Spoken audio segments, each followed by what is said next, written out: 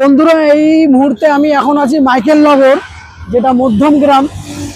তো অ্যাকচুয়ালি আমি এখানে এয়ারপোর্ট যে এরিয়াটা আছে, এরিয়ার পাশে আছি। তো চলো তোমাদের আজকে দেখিয়ে দেবো যে বিরাটি থেকে নিউ মাইকেল নগর ও নিউ মাইকেল নগর, বিরাটি মাইকেল নগর ও মধ্যম গ্রাম পর্যন্ত কিভাবে কাজটা করা হবে।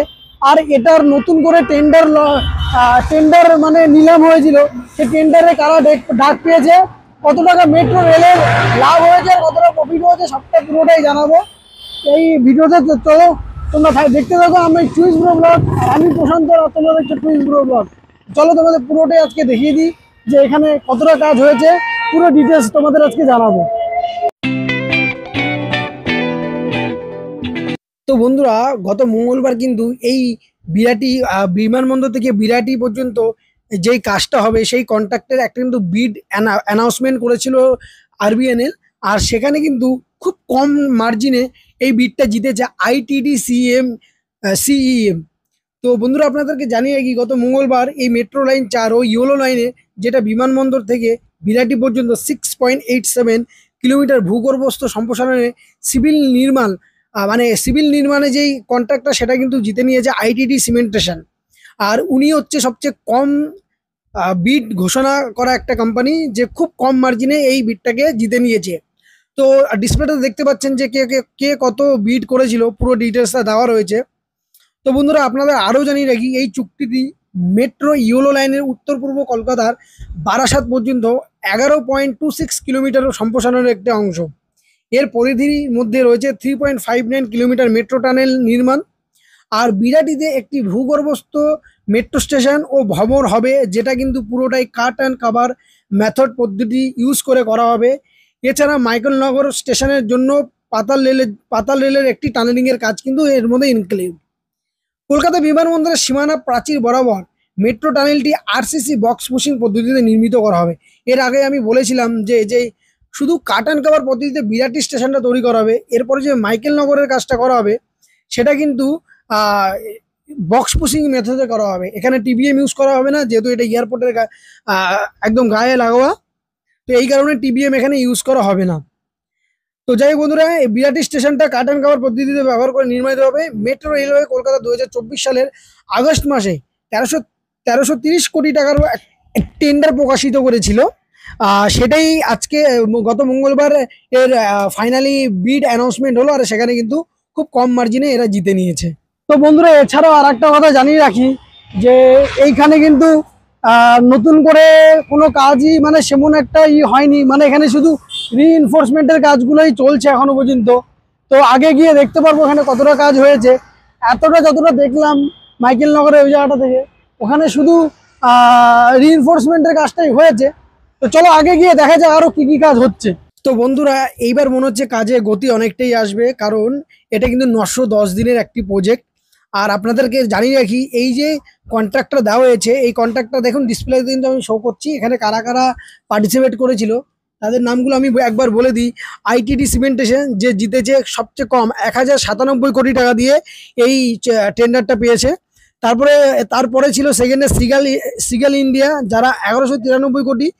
ইরকন, এগিয়ে যান, আরএনসি, আরভিএনএল, কল্পতরু প্রকল্প, ডিআর ইনফ্রাকন। তো বন্ধুরা, এছাড়াও অনেক আরো কন্ট্রাক্টর আছে। তো বন্ধুরা, আরো আপনাদের ডিটেলস জানিয়ে রাখি যে এই আরসিসি বক্স মেট্রো টানেলের নকশা সংগ্রহ এবং নির্মাণ, যার মধ্যে রয়েছে বিরাটি এবং মাইকেলনগর সাবওয়ে, যে সাবওয়ে দুটি ভূগর্ভস্থ মেট্রো স্টেশনের মধ্যে কানেক্টেড করা হবে।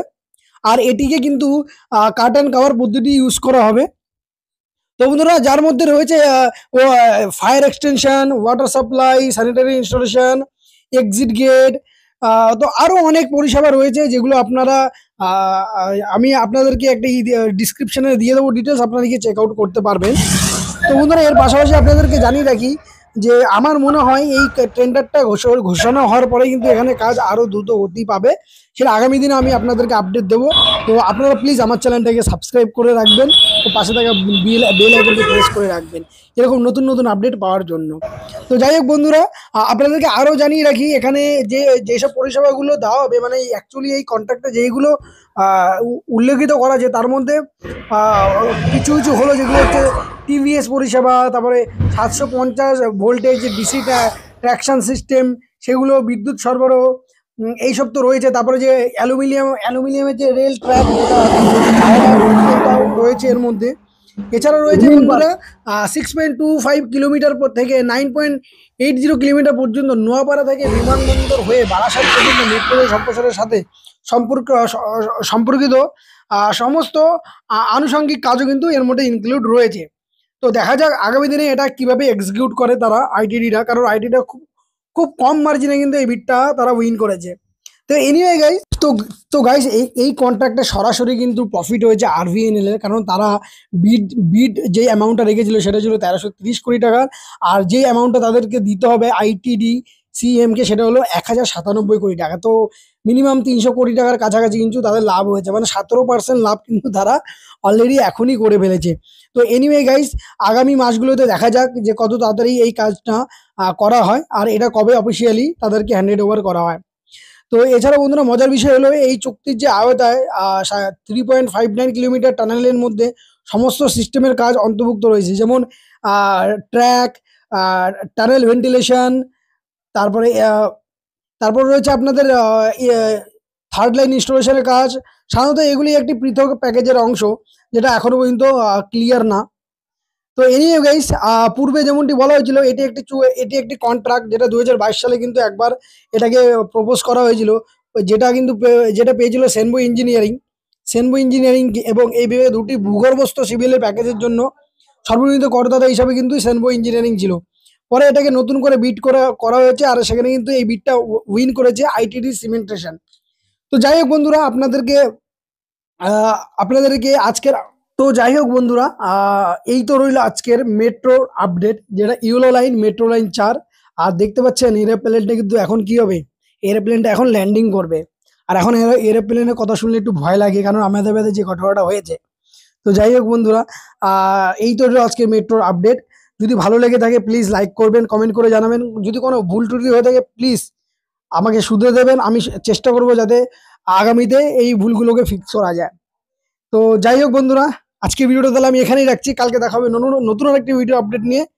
এরপর আপনাদেরকে টেকনোপলিসের একটা নতুন আপডেট দেবো। তো চলুন দেখা হবে কালকে নতুন একটা ভিডিওতে।